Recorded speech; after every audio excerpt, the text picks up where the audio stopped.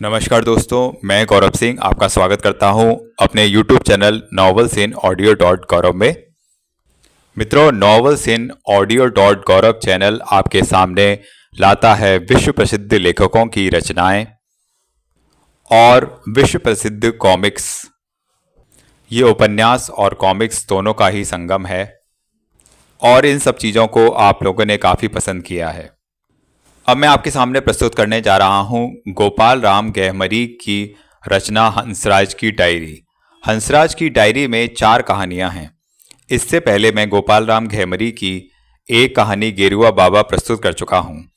गोपाल राम गहमरी का बारे में जैसे मैंने पहले बताया था, ये हिंदी के जाने माने जासूसी कथाकार रहे हैं और हिंदी साहित्य के सबसे पहले जासूसी कथाकार हैं। यूँ तो हिंदी साहित्य में जासूसी कथाएं बहुत कम देखने को मिलती रही हैं। ज़्यादातर सामाजिक उपन्यासों की भरमार है। जिन लोगों ने हिंदी साहित्य का ज्ञान प्राप्त किया है उनको अवश्य ही मालूम होगा कि गोपाल राम गहमरी काफ़ी पुराने जासूसी कथाकार हैं। जिस समय शर्लॉक होम्स लिखा जा रहा था या अगाथा क्रिस्टी अपना रचनाएं लिख रही थीं, कहने का मतलब ये एक तरह से golden age of detective fiction जब चल रहा था, उसी समय में ये आते हैं। गोपाल राम गहमरी ने 200 से ज़्यादा उपन्यास लिखे थे जो काफ़ी प्रसिद्ध हुए थे। हालांकि अब ये छप नहीं रहे हैं और कई पाठकगण इनकी कहानियों को सुनना चाहते हैं, पढ़ना चाहते हैं। हंसराज की डायरी में 4 कहानियां हैं। मैं आपके सामने प्रस्तुत कर रहा हूं। पहली कहानी हंसराज एक जासूस का नाम है। आशा करता हूं ये कहानियां आपको अवश्य ही पसंद आएंगी। इन कहानियों को समझने में आपको जरा सी भी दिक्कत का सामना नहीं करना पड़ेगा, क्योंकि ज़्यादातर ऑडियो बुक्स में ये प्रॉब्लम आती है कि लोगों को ये पता नहीं चल पाता कि कौन सा पात्र कौन सा डायलॉग बोल रहा है। इन कहानियों में ऐसी कोई भी दिक्कत नहीं है, क्योंकि हर डायलॉग पर बताया गया है कि कौन सा पात्र कौन सा डायलॉग बोल रहा है। तो कहानी शुरू करते हैं। लाला हंसराज से मेरी पहले पहल जान पहचान सन 1925 ईस्वी में हुई थी। उन दिनों विश्वविद्यालय की परीक्षा में पास होकर मैं अभी बाहर निकला ही था। रुपए पैसे की कुछ कमी तो थी नहीं।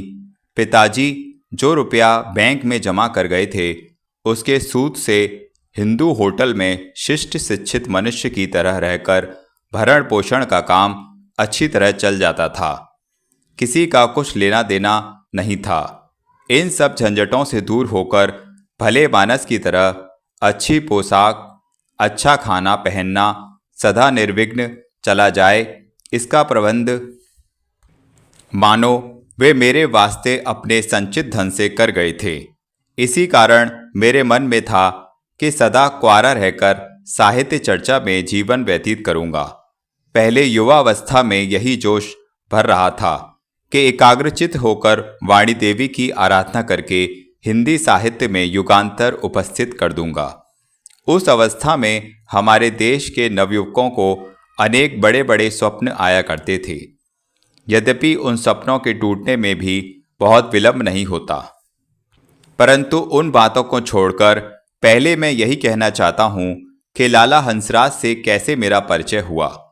जो लोग भारत के सिंह द्वार बम्बई की अच्छी तरह सैर कर चुके हैं, उन्हें भी बहुतों को मालूम नहीं होगा कि उस मुंबापुरी के केंद्र स्थान में नल बाजार और कुम्हार बाड़े की मोड़ पर एक ऐसी विकट बस्ती है जहां एक ओर व्यापार कुशल मारवाड़ी और भाटियों का रहना होता है और पास ही खपरेल के घरों में मजदूर और रोज काम करके पेट भरने वाले अन्य श्रेणी के लोग रहते हैं। वहीं दूसरी ओर भूरी आँखों और चंचल चोटी वाले चीन देशवासियों का निवास है। उस त्रिवेणी की संगम भूमि में एक ऐसे दर्जे के आदमी भी रहते हैं जिनको दिन में देखकर कोई नहीं कह सकता कि उनमें कुछ अस्वाभाविक या विशेष असाधारण प्रवृत्ति विराजमान है। लेकिन संध्या हो जाने के बाद जब सूर्यदेव जगत को तपाकर अपने अस्ताचल को पधार जाते हैं, तब उस मोहल्ले का आश्चर्य रूप में परिवर्तन होने लगता है। थोड़ी ही रात जाने पर वहां सब आसपास की दुकानें एकदम बंद हो जाती हैं। चारों ओर सन्नाटा छा जाता है। सड़क पर दूर दूर खंभों पर खड़े लैंप अपनी लाल जिह्वा लपलपाना छोड़ अपने नीचे अंधकार की ही वृद्धि किया करते हैं। उस समय वे लोग छोटी छोटी सड़कों पर आवाजाही शुरू कर देते हैं। केवल दूर पर एक आध पान बीड़ी की दुकानें खुली रहती हैं। उस अवसर पर वे लोग केवल चुपचाप छाया की तरह चलते फिरते हैं। यदि कोई भूला भटका राह चलता उधर से आ निकलता है तो वह भी चुपचाप डर से जल्दी जल्दी पांव उठाता हुआ शंकित भाव से वहां का भयंकर रास्ता पार कर जाता है। उस विकट मोहल्ले में किस तरह पहुंचकर मैं एक मेष का निवासी हो गया था, वह सब विस्तार से कहने लगूं तो बड़ा पोथा हो जाएगा। संक्षेप में इतना ही कह देना बहुत होगा कि दिन में उस मोहल्ले को देखकर मेरे मन में कुछ भी संदेह या दुर्भावना नहीं हुई। मेज के दूसरे महल पर एक हवादार कमरा सस्ते भाड़े पर पाकर मैं एकदम सामान लिए हुए वहां पहुंच गया। लेकिन जब पीछे मालूम हुआ कि उस मोहल्ले में माहवारी 2-3 लाशें कटी और अंग भंग दशा में सड़क पर मिला करती हैं और कम से कम सप्ताह में एक बार लाल पगड़ी वाली पुलिस की दौड़ भी वहां जरूर आया करती है, तब मन कुछ विचलित हुआ। लेकिन मेज वालों के व्यवहार से ऐसी ममता हो गई थी कि वहां से डेरा डंडा उठाकर दूसरी जगह जाने का विचार नहीं कर सका। बात यूं थी कि संध्या समय तो मैं अपने लिखने पढ़ने के काम में ही लगा रहता था। सूरज डूबने के पीछे घर से बाहर निकलने का अवसर नहीं होने के कारण व्यक्तिगत रूप से आफत का शिकार होने की कभी आशंका ही नहीं हुई। हमारे बेस के ऊपरी महल पर केवल 5 कमरे थे। हर एक में एक एक सज्जन रहते थे। उनमें से सब नौकरी करके जीवन बिताने वाले अधिक उम्र के लोग थे। वे लोग हर शनिवार को घर जाते और सोमवार को लौटकर ऑफिस के काम में जुट जाते थे। वे लोग बहुत दिनों से उस मेस में रहा करते थे। इन दिनों उनमें एक आदमी काम से छुट्टी पाकर घर चले गए थे। उन्हीं के कमरे पर मैंने अधिकार कर लिया था। संध्या हो जाने पर बरामदे में ताश पीटने और चौसर खेलने की बैठक होती थी। उस समय हार जीत और गोटी लाल के लिए वहां कभी गर्मागर्मी और चिल्लाहट भी मच जाती थी। उनमें गोविंद पांडे एक पक्के खिलाड़ी थे। उनके प्रतिद्वंदी थे कल्लूमल। कल्लूमल हार जाने पर बड़ी धींगा धींगा करते थे। उनसे लोगों को निपटने में 9 बज जाता था। तब रसोइया महाराज आकर रोटी के तैयार होने की खबर देते थे। उसके बाद वहां का अड्डा तोड़कर सब लोग खाने बैठते, जिसकी समाप्ति करके सब लोग अपने अपने कमरे में हो रहते थे। यही उस मेज की चर्या थी। सब लोग निश्चिंत होकर उसमें जीवन बिताते हैं देखकर मैं भी उनमें मिल गया। मेज के नीचे वाले कमरे में मकान वाले महाशय निवास करते थे। वे मकान मालिक थे होम्योपैथी डॉक्टर। नाम था सुखदेव प्रसाद। सुखदेव प्रसाद बड़े सरल स्वभाव के मिलनसार आदमी थे। उनके घर में लड़के बच्चे नहीं थे। जान पड़ता है उन्होंने ब्याह नहीं किया था। वे मेस में रहने वालों के खाने पीने और सुख स्वच्छंदता के लिए सदा उद्योग करते रहते थे। उनके सुप्रबंध के कारण किसी को कुछ अभाव अभियोग का अवसर नहीं आता था। मासिक भोजन और कमरे के किराए के लिए प्रति मास 30 रुपया हर पहली तारीख को आगामी देकर ही लोग महीने भर के लिए निश्चिंत हो जाते थे। उस मोहल्ले के गरीबों में डॉक्टर सुखदेव प्रसाद की बड़ी चलती थी। सवेरे और संध्या को उनके बैठक में रोगियों की बड़ी भीड़ रहती थी। कोई रोगी हो, किसी तरह का साधारण या असाधारण, नया या पुराना, सबको 4 खुराक का एक आना देकर दवा देते थे। इस कारण उनका नाम एकनिया बाबू सब में प्रसिद्ध हो गया था। रोगियों के घर उनको देखने जाने के लिए तो उन्होंने एकदम इनकार करके नई डॉक्टरी पद्धति का प्रचलन किया था। जब कभी दबाव या विशेष अनुरोध पर किसी रोगी के यहाँ चले जाते तो उससे फीस नहीं लेते थे। इस कारण मोहल्ले के अड़ोस पड़ोस में उनकी बड़ी बड़ाई, बड़ी मर्यादा और बड़ी श्रद्धा लोगों में हुआ करती थी। मैं भी थोड़े ही दिनों में उनका एक आलापी मित्र हो गया। 10 बजे सब लोग खा पीकर ऑफिस चले जाते थे। डेरे पर हम ही 2 आदमी पड़े रहते थे। स्नान भोजन बहुधा साथ ही हुआ करता था। उसके बाद दोपहरी भी गप लड़ाने, अखबार पढ़ने और इधर उधर की आलोचना में कट जाती थी। डॉक्टर बड़े सात्विक, उपकारी और निरीह होने पर भी बड़ी बढ़िया बढ़िया बातें कहा करते थे। दुनिया देखे हुए अनुभवी आदमी थे। वे अभी 40 वर्ष से अधिक के नहीं थे। किसी विश्वविद्यालय की कोई डिग्री भी उन्होंने हासिल नहीं की थी, लेकिन घर बैठे ही उन्होंने इतनी अभिज्ञता अर्जन कर ली थी कि उनकी बातें सुनने पर लोग दंग हो जाते थे। लोगों का आश्चर्य और अपनी बड़ाई देख सुनकर डॉक्टर कहा करते थे, और तो मेरा कुछ काम नहीं है, लेकिन घर बैठकर ही दुनिया की सैर करना, यह मज़ा किताब में देखा, यही मेरा धंधा है। इसी से जो कुछ मालूम होता है वह मैं करता हूँ। हमारी जो कुछ जमा पूंजी है वह सब इन्हीं पुस्तकों की है। उस मोहल्ले में 2 महीना बिता चुकने पर एक दिन मैं कोई 10 बजे के समय डॉक्टर साहब के घर बैठा मुंबई समाचार पढ़ रहा था। गोविंद पांडे भोजन के बाद पान कचरते हुए ऑफिस चले गए। उनके बाद कल्लू बाबू बाहर निकले। वे भी दांत के दर्द के लिए डॉक्टर से एक पुड़िया दवा लेकर अपने दफ्तर को चले गए। फिर बाकी दोनों ने बाहर होकर अपना अपना रास्ता नापा। अब दिन भर के लिए मानो मेज खाली हो गया। डॉक्टर के पास अभी 2-1 रोगी थे। वो भी दवा लेकर बारी बारी से बाहर निकले। उनके चले जाने पर डॉक्टर ने चश्मा उतारकर धोती के छोर से साफ करते हुए पूछा, अखबार में कुछ नई खबर है हम लोगों के मोहल्ले की? नई खबर तो यही है कि इस मोहल्ले में पुलिस ने खाना तलाशी ली है। डॉक्टर ने हंसकर कहा, यह तो हमेशा का धंधा है। कहाँ किसके घर में हुई है? मैंने कहा, यहीं पास वाले 36 नंबर के मकान में कल तीसरे पहर को छम्मी मियाँ के घर की तलाशी हुई है। डॉक्टर साहब बोले, अरे उसको तो हम जानते हैं, हमारे पास दवा लेने वह बहुत आया करता है। लिखा है तलाशी किस वास्ते हुई है? मैं बोला, कोकेन के वास्ते हुई है, देखिए ना, पढ़ लीजिए। डॉक्टर ने फिर चश्मा नाक पर चढ़ाकर हाथ बढ़ाया। मैंने तुरंत बंबई समाचार दे दिया। वे आंख के पास ले जाकर पढ़ने लगे। कल कुम्हारबाड़ा के 36 नंबर ए मकान में शेख छम्मी मियाँ के मकान में पुलिस ने घंटों तलाशी ली है। उस घर में छम्मी नाम का एक शेख रहता था, लेकिन कोई फंसाने वाली चीज बरामद नहीं हुई है।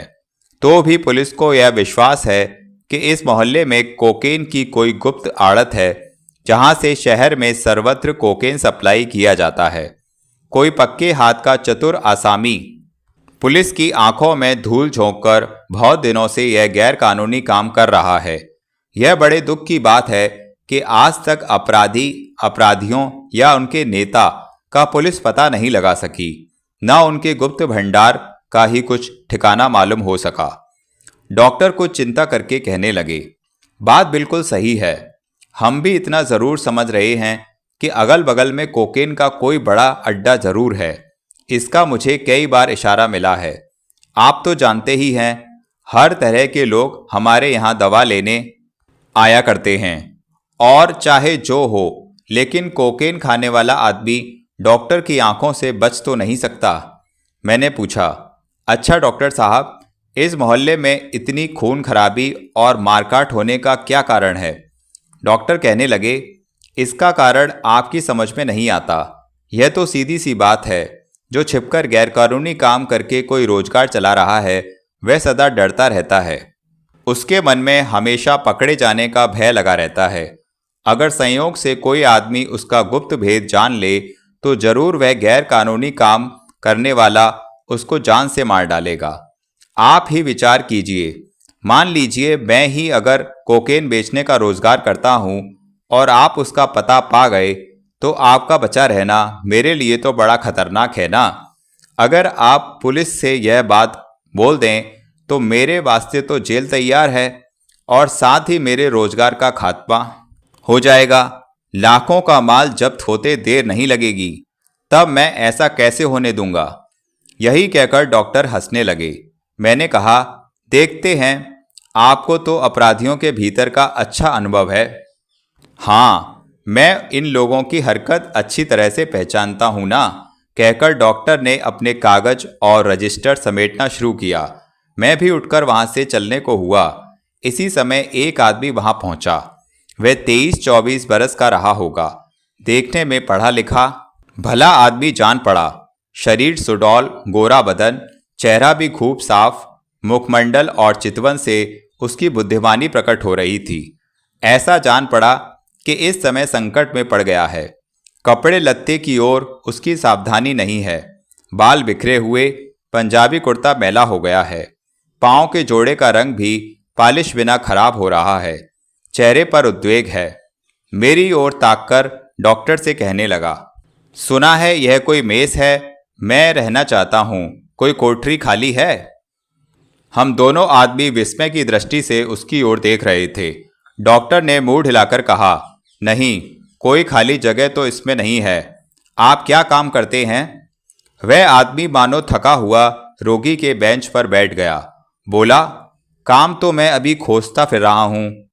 दरख्वास्त लेकर हुक्म की राह देखता हूँ, लेकिन तब तक कहीं रहने का ठिकाना हो जाए तो इस गरीबी में कुछ सहारा मिले। लेकिन इस अभागे शहर में इतने होटल मेस होते हुए भी मेरे नसीब में कोई खाली जगह नहीं मिलती।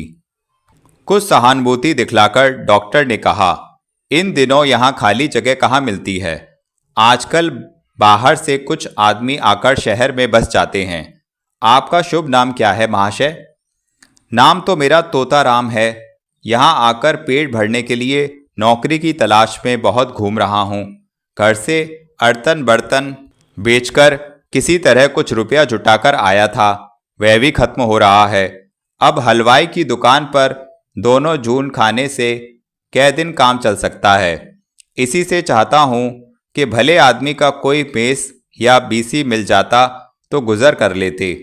बहुत दिन नहीं, महीने खांड में तो हस्तनेस्त हो जाएगा। थोड़े दिन के वास्ते साग सत्तू खाकर पड़े रहने का आश्रय मिल जाता तो मैं दिन काट लेता। डॉक्टर साहब बोले, बड़े अफसोस की बात है तोताराम जी, हमारे इस मेस में कोई भी कोठरी खाली नहीं है। लंबी सांस लेकर तोता कहने लगा, खाली नहीं है? तब तो कोई भी उपाय नहीं है साहब।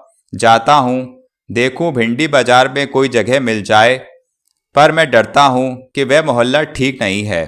कहीं सोते में जो कुछ टेंट में बचा है कोई उड़ा ले जाए तो मुफलसी में आटा गीला हो जाएगा। एक गिलास पानी मुझे पिला देंगे? डॉक्टर उठकर पानी लेने गया। तोताराम की हालत देखकर मुझे बड़ी दया आई। कुछ देर पर मैंने कहा, हमारा घर बड़ा है, मैं अकेला उसमें रहता हूँ। अगर आप उसमें गुजारा कर सकें तो मैं आपको उसमें जगह दे सकता हूँ। तोताराम खुश होकर कृतज्ञता की दृष्टि से देखते हुए कहने लगे, नेकी और पूछ पूछ, मैं अच्छी तरह गुजारा कर सकता हूँ। आप ऐसे सज्जन के साथ रहने में मुझे बड़ी खुशी होगी। यही कहकर तोताराम ने पैंट से कोई नए नोट और कुछ नगद रुपया निकालकर पूछा, कहिए मुझे क्या देना होगा, मैं पेशगी दे दूंगा, नहीं तो मेरे पास रहने से खर्च हो जाने का। उनका इतना आग्रह देखकर मुझे हंसी आई। कहा, नहीं, जल्दी क्या है, दे दीजिएगा। इतने में डॉक्टर पानी लेकर आ गए। उनसे मैंने कहा, ये इस समय बड़े संकट में हैं। मैं कहता हूँ कि मेरी ही कोठरी में रह जाएं तो मुझे कुछ तकलीफ नहीं है। डॉक्टर साहब, आपकी क्या राय है? तोताराम ने गदगद होकर कहा, इन्होंने मेरे ऊपर बड़ी दया की है डॉक्टर साहब। मैं इनको बहुत दिन तो तकलीफ नहीं दूंगा। अगर जल्दी कोई और जगह मिल गई तो मैं वहीं चला जाऊंगा।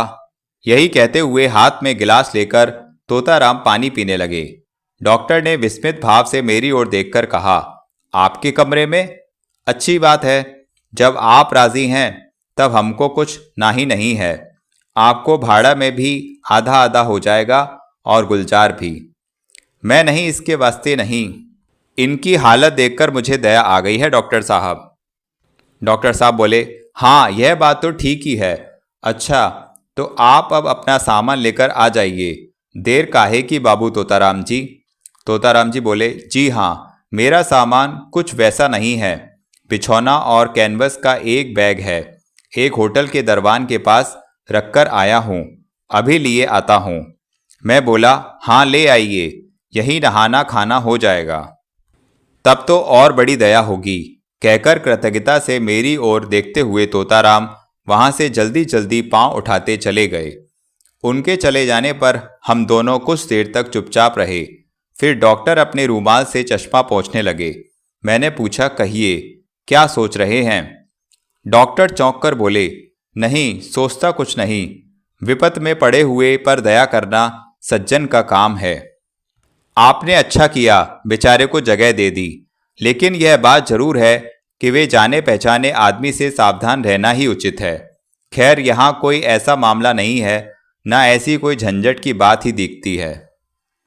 अध्याय 2। अब तोताराम मेरे घर में आकर रहने लगे। डॉक्टर के घर में एक फालतू चौकी पड़ी थी, उन्होंने उसे ऊपर भिजवा दिया। वह तोताराम के सोने की हो गई। लेकिन देखा तो तोताराम दिन को डेरे में रहते नहीं थे। सवेरे ही उठकर नौकरी की खोज में जाते और 10-11 बजे के समय लौटते थे। फिर स्नान भोजन करके चले जाते थे। लेकिन जो थोड़ा सा समय उनका डेरे में बीतता था, उतने ही में मेस के सब आदमियों से मिलजुल कर सबके स्नेह भाजन हो गए थे। जब संध्या समय मजलिस बैठती तब उनकी जरूर पुकार होती थी, लेकिन ताश या चौसर खेलना उनको नहीं आता था। इस कारण धीरे धीरे नीचे आकर डॉक्टर साहब से गप लड़ाने लगते थे। मेरे साथ भी उनकी बहुत मैत्री हो गई थी। हम दोनों एक उम्र के थे। दोनों का एक ही घर में रहना उठना बैठना होने के कारण परस्पर आप की जगह तुम का व्यवहार होने लगा था।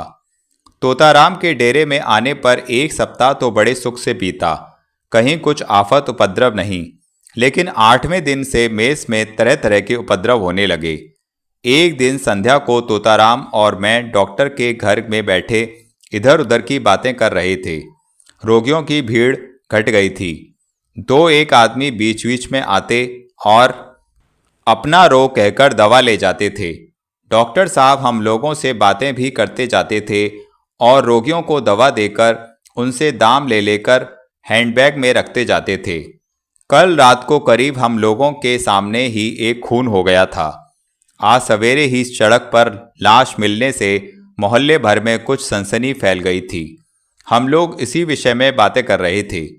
बात यह थी कि जो लाश मिली थी वह देखने में एक गरीब भाटिया की मालूम हुई, लेकिन उसकी कमर से 100 रुपए के 10 नोट पाए गए। डॉक्टर कहने लगे, यह सब कोकेन के उपद्रव के सिवा और कुछ नहीं है। अगर रुपए के लोभ से यह खून हुआ होता तो उसकी कमर में से 1000 जो मिला है वह हरगिज नहीं रहने पाता। मैं तो समझता हूं कि वह कोकेन का खरीदार था। जब खरीदने आया तब बेचने वाले की कोई घात की बात मालूम हो गई। उसने उन रोजगारियों को पुलिस का डर दिखाकर धमकाया होगा। बस उसको बदमाशों ने खत्म कर डाला है। तोताराम ने कहा, कौन जाने साहब, कहाँ का पानी कहाँ गया है। मैं तो यही देखकर डरता हूं कि आप लोग इस मोहल्ले में कैसे कुशल से निभा कर रहे हैं। मुझे पहले यह सब मालूम हुआ होता तो, हंसकर डॉक्टर ने कहा, तब तो आप भिंडी बाजार ही में जाकर टिकते। लेकिन तोताराम जी, हम लोगों को तो इसका कुछ भी डर नहीं लगता। हम लोग 10-12 बरस से यहीं हैं, किसी के 3-5 में नहीं रहते। इस कारण हम लोगों को कुछ भी बखेड़े में पड़ने का भय नहीं रहता। तोताराम ने कहा, नहीं डॉक्टर बाबू, आपको असल बात का पता नहीं है। इसी समय कुछ शब्द हुआ। मैंने देखा तो उसकी मेज के गोविंद पांडे दरवाजे पर कान लगाकर हम लोगों की बातें सुन रहे थे। उनके चेहरे का रंग बदला हुआ देखकर मैंने पूछा, क्यों पांडे जी, आप इस समय नीचे कैसे आए? अकचकाकर पांडे जी बोले, नहीं, यही मैं एक पैसे की बीड़ी लेने आया था, कहते हुए धमधम करके जीने से ऊपर चले गए। हम लोगों में मोहत कौशल होने लगी। उन प्रौढ़ गंभीर पांडे जी को हम सब लोग बड़ी श्रद्धा से देखते थे, लेकिन आज चुपचाप दरवाजे के पास छिपकर हम लोगों की बात क्यों सुन रहे थे, समझ में नहीं आया। रात को जब हम लोग भोजन करने बैठे तब पता चला कि पांडे जी पहले ही खा पीकर निपट चुके हैं। भोजन करके जब सिगरेट समाप्त करके अपने शयनागार में गया तो देखता क्या हूँ कि तोताराम फर्श पर एक तकिया रखे पड़ा है मन में बड़ा विस्मय हुआ, क्योंकि अभी गर्मी बहुत नहीं पड़ती कि इस तरह लेटा जाए। घर में अंधेरा था। तोताराम ने कुछ सांस डकार नहीं ली। इसी से समझ में आया कि थककर पड़े हुए हैं। मुझे अभी नींद नहीं आती थी, लेकिन यह समझकर कि रोशनी करके पढ़ने लिखने बैठेंगे तो तोताराम की नींद खुल जाएगी, नंगे पांव घर में ही टहलने लगा। टहलते टहलते मन में आया कि चलकर पांडे जी को देखें, कुछ बीमारी तो नहीं हो गई है। मेरे दोनों कमरों के बाद ही उनका कमरा था। जाकर देखा तो दरवाज़ा खुला है। पुकारने पर भी कुछ जवाब नहीं मिला। तब मैं भीतर घुस गया। सामने के दरवाजे के पास ही स्विच था। उससे रोशनी करके देखता हूँ तो कोई भीतर नहीं है। रास्ते की ओर वाले जंगले से बाहर देखने पर मालूम हुआ कि उधर भी पांडे जी नहीं हैं। मन में विस्मित हुआ। इतनी रात को कहाँ गए, जानने की चिंता हुई। मन में उसी दम यह बात आई कि डॉक्टर के यहाँ दवा लाने आ गए होंगे। झटपट वहां पहुंचा तो डॉक्टर का दरवाज़ा भीतर से बंद था। रात बहुत हो गई है, वे भीतर सो गए होंगे। बंद दरवाजे पर कुछ देर ठहरकर मैं जब लौटा तब भीतर से किसी के बोलने का शब्द सुनाई दिया। गला दबाकर उत्तेजित स्वर में पांडे कुछ कह रहे हैं। मन में आया कि छिपकर सुने क्या बातें करते हैं, लेकिन तुरंत वह इरादा छोड़ दिया। क्या जाने पांडे जी अपने रोग की बात कर रहे हैं। मुझे वह प्राइवेट बात सुनना उचित नहीं लगा। पंजे के बल धीरे धीरे ऊपर आ गया। घर पहुंचकर देखता हूं तो तोताराम वैसे ही पड़े हैं। मुझे देखकर उन्होंने गर्दन उठाई और कहने लगे, क्या पांडे घर में नहीं है? मैं बोला, नहीं, मालूम नहीं कहाँ गए। तुम जागते ही हो क्या? तोताराम बोले, हाँ, पांडे जी नीचे डॉक्टर के घर में हैं। मैंने कहा, तुमको कैसे मालूम हुआ? तोताराम बोले, कैसे मालूम हुआ? जानना चाहते हो तो इसी तकिए के नीचे कान लगाकर सुन लो। अब मैं उन्हीं के सिरहाने के पास कान लगाकर पड़ा रहा। कुछ देर बाद आवाज़ कान में आने लगी। पहले तो नहीं, लेकिन पीछे साफ सुनाई देने लगा। डॉक्टर सुखदेव प्रसाद कह रहे हैं, आप तो बड़े जोश में आ गए हैं। यह आपका दृष्टि भ्रम है और कुछ नहीं। नींद में ऐसा भ्रम कभी कभी हो जाता है। मैं दवा देता हूँ, आप खाकर सो जाइए। कल सवेरे जागने पर आपको ऐसा ही विश्वास रहेगा तो जो मन में आए कहिएगा और कीजिएगा। जवाब में पांडे ने क्या कहा सो तो साफ सुनाई नहीं दिया, लेकिन कुर्सी के खड़कने से मालूम हुआ कि दोनों उठ खड़े हुए हैं। मैं भी भूशैया छोड़कर बैठ गया। डॉक्टर का मकान मेरे कमरे के नीचे ही है। यह मुझे याद नहीं था। पूछा, लेकिन बात क्या है यार, पांडे जी को हुआ क्या है? मेरी बात पर तोताराम को झमाई आने लगी। कहा, भगवान जाने क्या हुआ है। अब रात ज़्यादा हो गई है, चलो अपने बिछौने पर सो रहें। मुझे संदेह हुआ। मैंने पूछा, तुम इस तरह जमीन पर क्यों पड़े थे? तोताराम बोले, भाई, दिन भर घूमते घूमते थक गया था। यहाँ आके यह फर्श देखा कि ठंडा है, बस पड़ा रहा। नींद भी आने लगी थी, लेकिन इन लोगों के बात करने से उचट गई। इसी समय सीढ़ी पर पांडे का धमधम सुनाई दिया। वे ऊपर आकर अपने कमरे में गए और जोर से दरवाज़ा बंद कर लिया। घड़ी में देखता हूँ तो 11 बज रहा है। तोताराम सो गए हैं। सारा मेज निशब्द हो पड़ा है। मैं बिछौने पर लेटा और पांडे की बातों का विचार करता हुआ सो गया। जब तोताराम के जगाने पर उठ बैठा तब देखता हूँ कि सवेरा हो गया है।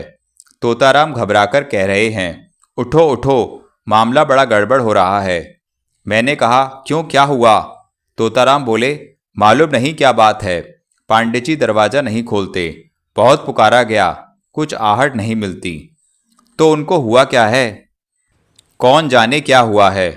तुम आ जाओ जल्दी, कहकर तोताराम झटपट बाहर चले गए।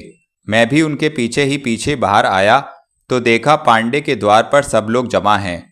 अपनी अपनी अक्ल का अटकल सब कर रहे हैं। पुकारना और दरवाज़ा पीटना जारी है। नीचे से डॉक्टर बाबू भी आ गए हैं। सब लोगों को बड़ी चिंता है। सबके चेहरे पर घबराहट और विषाद है। पांडे जी इतनी देर तक कभी सोते नहीं थे। अगर आज सो भी गए तो इतना चिल्लाने पुकारने और द्वार पीटने पर भी जागते क्यों नहीं हैं? तोताराम ने डॉक्टर के पास जाकर कहा, देखिए, आप दरवाज़ा तोड़वा दीजिए। हमको तो ये ढंग अच्छा नहीं जान पड़ता। डॉक्टर साहब बोले, हाँ यह तो मालूम ही हो रहा है, जरूर वे मूर्छित या बेहोश पड़े हैं, नहीं तो जवाब जरूर देते। अब देर करना ठीक नहीं है तोताराम जी, दरवाज़ा तोड़ डालिए। 1.5 इंच मोटे तख्ते के किवाड़ हैं, उस पर भुन्नासी ताला लगा है। इस समय 3-4 आदमियों ने एक साथ जोर लगाया। वह ताला टूटकर झनाके के साथ दरवाज़ा खुल पड़ा। अब भीतर द्वार के सामने ही जो वस्तु उन लोगों ने देखी, उससे किसी के मुंह से कुछ बात नहीं निकली। सब के सब अवाक हो गए। सबने चकित विस्मित होकर देखा कि सामने ही पांडे जी उतान पड़े हैं।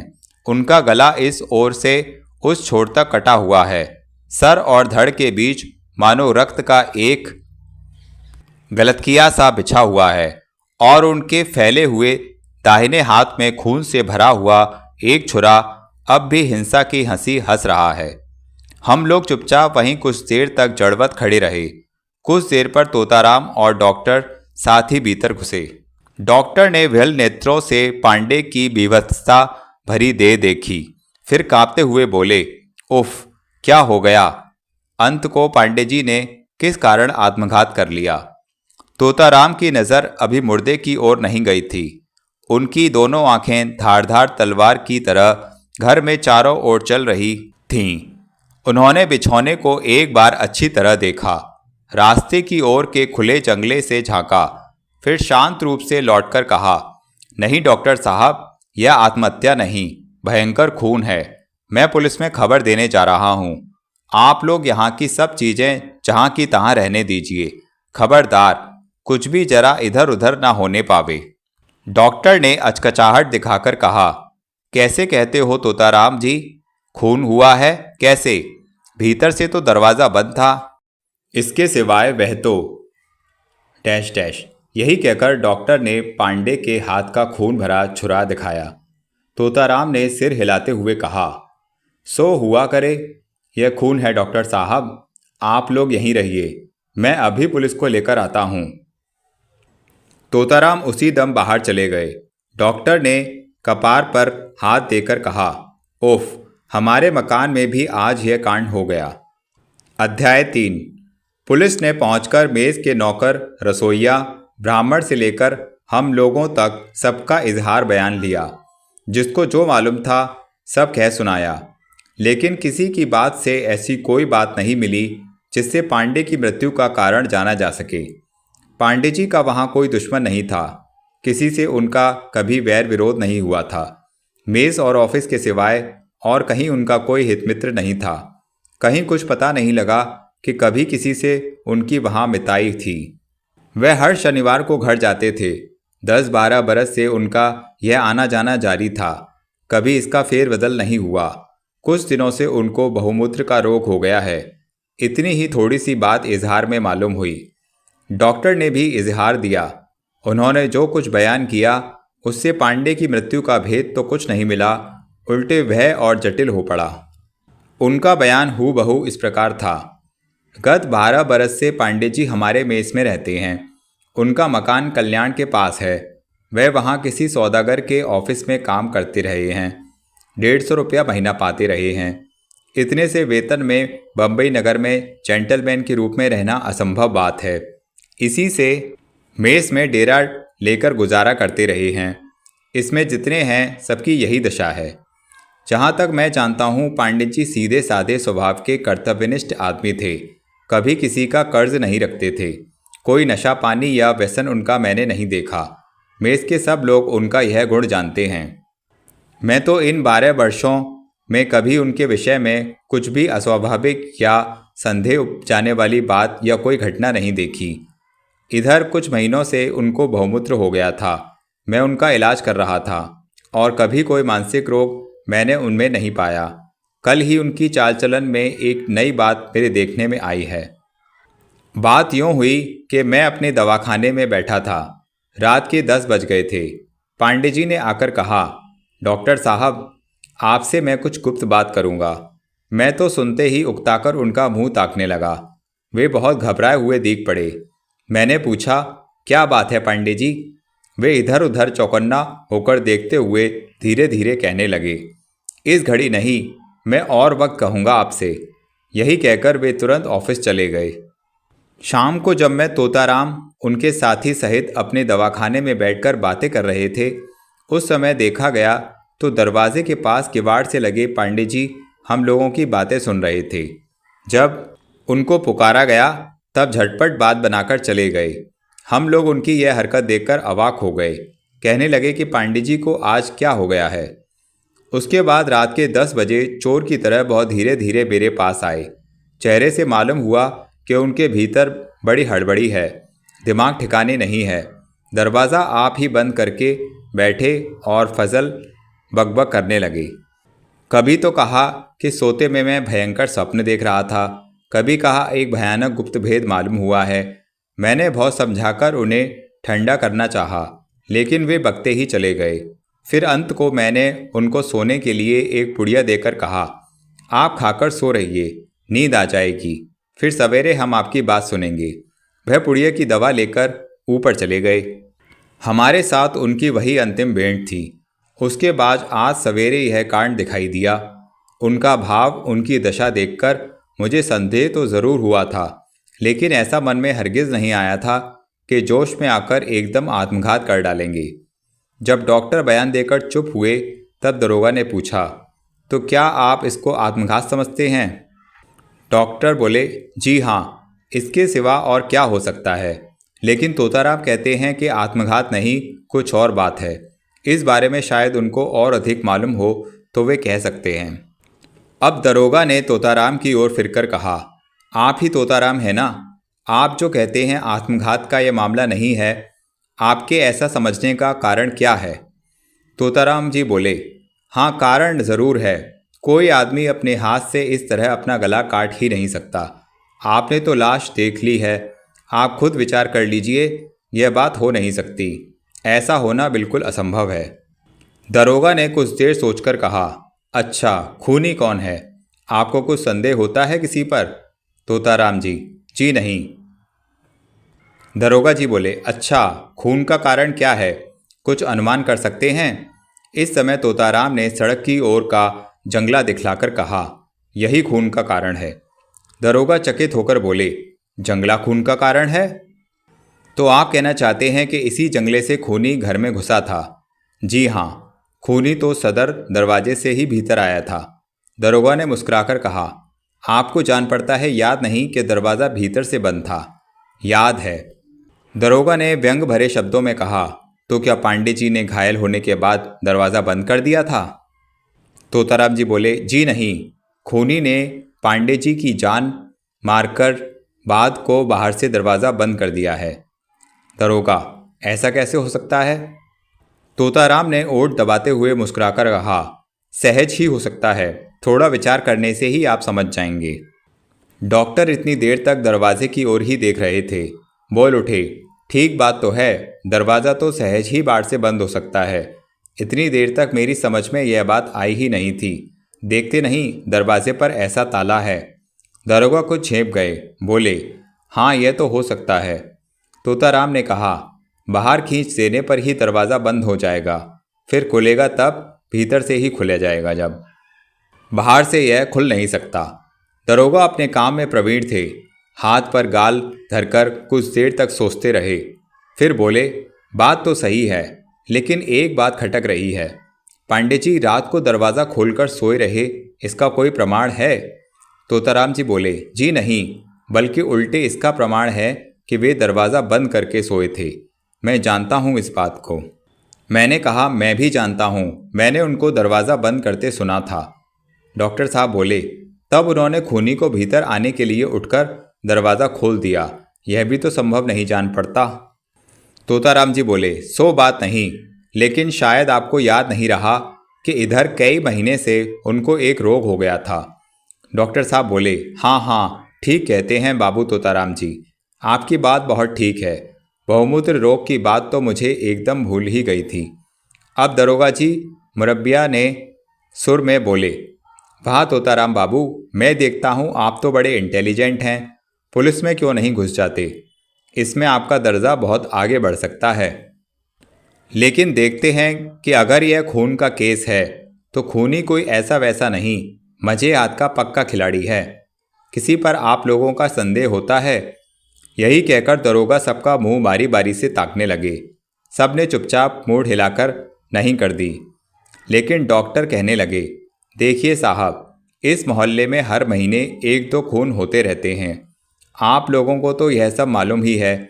अभी परसों हमारे मेज़ के सामने ही एक खून हो चुका है। यह सब देखकर मैं तो समझता हूँ ये सब खून एक ही गुथे हुए हैं। एक का पता लगने से सबका पता लग जाएगा। अगर पांडे जी का खून हुआ है तब। दरोगा जी बोले, सो हो सकता है, लेकिन और खूनों का पता लगने की आशा में अगर बैठा रहा जाए तो मैं समझता हूँ अंतकाल तक बैठे ही रहना पड़ेगा।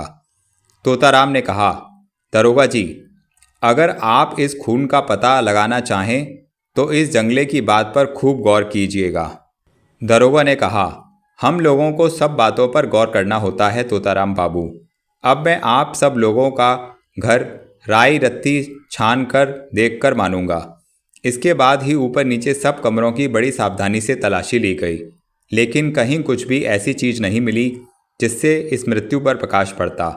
पांडे जी के घर की भी बड़ी छानबीन के साथ तलाशी ली गई, लेकिन वहां दो चार पारिवारिक चिट्ठी पत्री के सिवाय और कुछ नहीं पाया गया। छुरे का खाली घर अर्थात छुरादानी बिछौने के पास पाई गई। पांडे जी अपने हाथ से अपनी हजामत बनाया करते थे, यह हम सब लोग जानते थे। वह छुरे की खोल भी लोगों ने पहचान ली। पांडे की लाश थाने में चालान कर दी गई। उनके द्वार पर ताला भरकर कोई 2 बजे दिन में दारोगा जी वहां से विदा हुए। पांडे जी के घर तार द्वारा खबर भेज दी गई। संध्या होते होते उनके लड़के और दूसरे नातेदार भी आ पहुंचे। उनके महान शोक का वर्णन करके यहाँ मैं इस पुस्तक को बड़ा डालना अभीष्ट नहीं है। हम लोग उनके आत्मीय नातेदार न होकर भी उनकी बेदर्दी भरी मौत से बहुत दुखी हुए। इसके सवाय अपने ऊपर भी बहुत भय सवार हो गया। कब किसकी जान चली जाएगी इसका कुछ भी ठिकाना नहीं रहा। सबके ऊपर मानो नंगी तलवार कच्चे धागे में लटकती हुई जान पड़ी। रात को सोने से पहले डॉक्टर के घर जाकर मैंने देखा तो वे उदास मन अपने दवाखाने में बैठे हैं। उसी एक दिन की घटना से उनके शांत मुखमंडल पर काली रेखाओं की कतार दिखाई दे रही है। मैं वहीं उनके पास बैठ गया और फिर कहा, यहाँ तो मेज़ के सब लोग छोड़कर चले जाने की तैयारी कर रहे हैं डॉक्टर साहब। डॉक्टर ने मुस्कुराते हुए कहा, उन बेचारों का कौन कसूर है विजय बाबू? आप ही कहिए। जहाँ ऐसी घटनाएं होती हैं वहाँ कैसे कोई रहना चाहेगा। लेकिन एक बात हमारी समझ में नहीं आ रही है कि इसको खून का मामला कैसे कहा जा सकता है। और अगर खून ही हो तो मेज़ के बाहर वाले किसी आदमी का तो यह काम नहीं हो सकता। पहली बात तो यह है कि वह खून करने वाला ऊपर गया कैसे। आप लोग सभी जानते हैं कि सीढ़ी का दरवाज़ा रात को बंद रहता है। अच्छा, मान भी लें कि किसी तकदीर से वह ऊपर गया, लेकिन पांडे के छुरे से उसका खून कैसे किया, यह भी तो नहीं हो सकता। इससे इतना जाहिर है कि बाहर के किसी आदमी ने यह काम नहीं किया है। तब रह गए वे आदमी जो इस मेस में रहते हैं। इसमें से कोई ऐसा है जो पांडे जी का खून कर सके? सबको हम लोग बहुत दिनों से जानते हैं।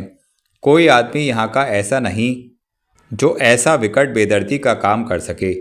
मैंने चौंक कर कहा, तोताराम? डॉक्टर ने खांस खांस कर कहा, यह तोताराम आपको कैसा आदमी जान पड़ता है? मैंने कहा, अरे तोताराम नहीं नहीं, वह बेचारा ऐसा काम नहीं कर सकेगा।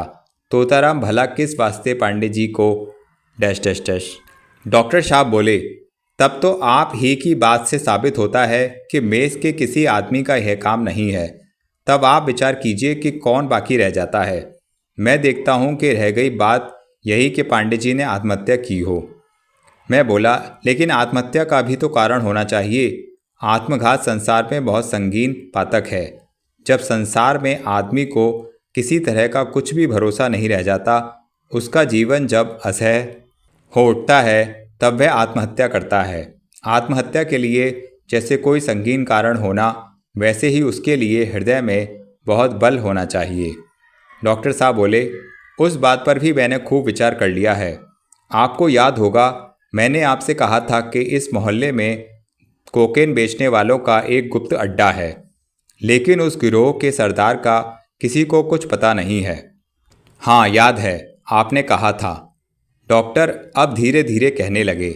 अच्छा, मान लीजिए कि पांडे जी उन लोगों के सरदार रहे हों। मैं तो डॉक्टर की बात सुनकर कांप गया।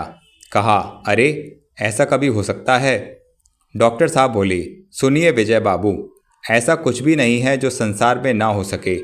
असंभव बात इस दुनिया में कुछ नहीं है, बल्कि कल रात को पांडे जी ने मुझसे जो बातें की हैं उनसे इसी संदेह की पुष्टि होती है। संभव है पांडे जी खूब डर गए हों। जब आदमी बहुत डर जाता है तब हवास में नहीं रहता। अगर इसी हालत में उन्होंने आत्महत्या कर डाली हो तो आश्चर्य क्या है? आप विचार कीजिए, यह अनुमान क्या संगत नहीं जान पड़ता? इस बात को सुनने पर मेरा मगज चक्कर काट रहा था। मैंने कहा, नहीं कह सकता डॉक्टर साहब, मैं तो ऐसा ख्याल ही नहीं कर सकता। आप चाहें तो अपना संदेह पुलिस को जाहिर कर सकते हैं। इतना सुनने पर डॉक्टर वहाँ से उठ खड़े हुए। बोले, अच्छी बात है, मैं कल कहूँगा। जब तक इसका निपटारा नहीं हो जाता मुझे शांति नहीं मिलेगी। तो दोस्तों, इस प्रकार हंसराज की डायरी की पहली कहानी का पहला भाग समाप्त हुआ। आशा करता हूँ आपको कहानी अवश्य पसंद आ रही होगी। तो यदि आपने चैनल सब्सक्राइब नहीं किया है तो चैनल सब्सक्राइब करें और वीडियो को लाइक और शेयर करें। पूरी कहानी सुनने के लिए इसका दूसरा और अंतिम भाग अवश्य देखें। धन्यवाद।